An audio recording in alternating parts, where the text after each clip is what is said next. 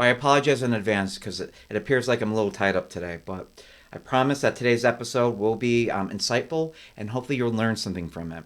Today we're going to discuss the parable of the spoons, a Judaic and Hindu tradition associated with teaching the difference between human suffering and, dare I say, human happiness. Now, even though manuscripts go back thousands of years associated with these oral traditions, nobody knows the true story associated with where this story came from in the first place. So, with that said, I decided to take a little bit of a spin on this story to make it more 21st centuryized, if that's even a thing. And hopefully, you enjoy it. Don't forget to subscribe and give us a like if you did. And here comes the parable of the spoons.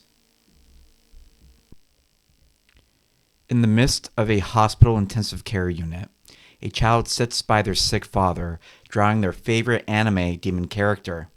After telling his mother that he was hungry, the child is given a few dollars to go to a vending machine area to get something to eat. On his way to the cafeteria, the child comes across the hospital chapel, figuring that it might be a good place to draw without having to suffer the noises of the ICU and the distracting nurses coming and going into his father's room. After texting his mother of his intentions, the child sits in the chapel and continues to sketch the hellish scene that he was constructing. As he was finishing his drawing, a man dressed as the hospital chaplain approached the child sitting across from them and stated after viewing his drawing, "So, that's what you think hell looks like, eh?" Well, at least when it comes to the anime series. Yeah. I see the spiked rocks, flames in the background, and it most certainly looks like you got it right with the poor suffering souls in the background. the child responds by saying, Well, what do you think hell should look like? the chaplain responds by asking the youth to close their eyes to envision the following scenario. Imagine an area with a delicious stew boiling in the center of the room, surrounded by individuals bound to their chairs, malnourished, intolerant, and discontent. Whilst they have long enough spoons to reach the ever-tempting brewing concoction, these spoons are simply too long to reach their own mouths to feed themselves. They yell out loud that God has abandoned them, that God takes pleasure in their suffering plight, and even some of these laggard souls erroneously believe that God simply does not exist. In such a dilapidated state, these individuals become so agitated and miserable that they continuously complain and verbally smite all the suffering other individuals that they are accompanied by in that same room. I don't understand. They can't simply shimmy the spoon handle with their fingers until the spoon becomes shorter? There is a wall directly behind them. Well, what if the rope starts fraying if they keep rubbing the rope up and down with their chairs? The rope is indestructible. Well, who keeps refilling the stew? It's automatic, being refilled by an AI robot. Okay, well, that's a crazy picture of hell and what that should look like. Then what's heaven like? And the chaplain responds by saying, Now imagine this same scenario with people bound to their chairs, happy, healthy, and content in their current situation. Well, that sounds stupid. I'm not finished. These same individuals are equal in every way except what they believe. Instead of their baseless accusations, these individuals see adversity as an opportunity to come together and to rely on one another. They believe in their own minds that such a dilemma has its benefits, and instead of such a scenario making them appear weaker. In essence, they chose to thrive rather than to survive, and they are all the more stronger because of it. They praise God for granting them humility, the opportunity to bolster their internal strength, and most importantly, granting them the ability to love one another. In essence, in this scenario, the group of individuals finally learned how to feed one another versus just focusing on feeding themselves. For the opposite of intimacy will always be intolerance. After all, one must first be exposed to people to learn to tolerate them.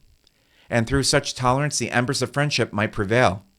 And through such eventual blazing fire of friendship, might people stop thinking so inwardly and start loving the world and people around them. Dude, how do you know all this?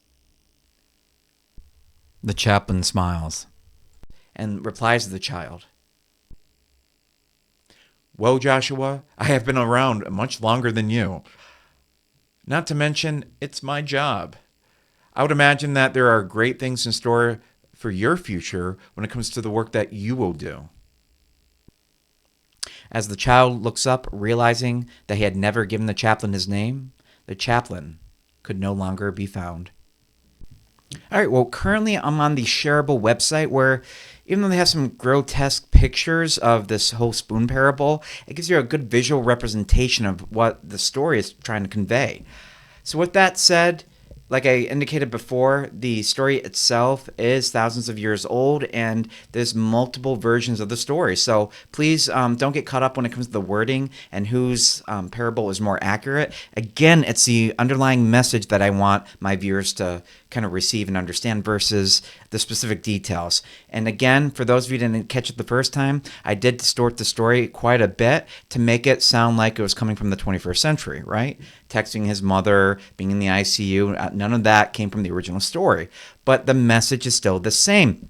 And one of the things I try to do, almost like the miracle question that we use in solutions-focused brief therapy, is almost to put viewers into a trance where, by providing as much detail as I can, hopefully it will paint a clearer picture of a similar scenario that could happen in your life. So with that said, there is another version associated with Lord Shiva, showing the individual a series of doors. I just came across another website before this one that indicated that in that story, it was God themselves that revealed the solution. And in my story, right, it was a chaplain, which was portrayed as being almost like a deity figure, right? Somebody that was wise and otherworldly, but that could be an angel, that could be anybody, right? I definitely want to leave that mystery for viewers. So...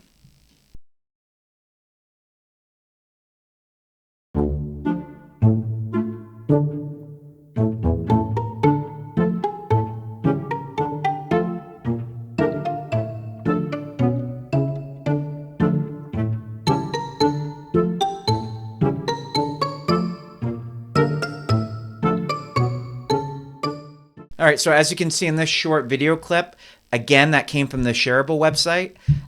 Share more, live better. There's so many different versions of this story. So as you can see with those people in that video, they weren't bound to any chairs whatsoever. They were just sitting around almost like a crevasse.